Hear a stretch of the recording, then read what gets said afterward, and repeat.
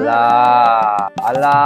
বাবা আমি নাকি শুনেছি তুমি দোয়া করলে সব ব্যবসায় চালু হয়ে যায়, তা বলছি আমার জন্য একটু দোয়া করে দাও না। আরে বোকা, দেবে তো আল্লাহ রে, আমরা তো শুধু দুয়াই করতে পারি।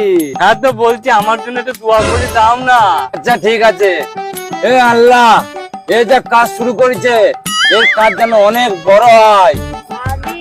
এ আল্লাহ, এ যে ব্যবসা শুরু করেছে এর গ্রাম থেকে যেন এর ব্যবসার জন্য গাদা গাদা লোক যায়।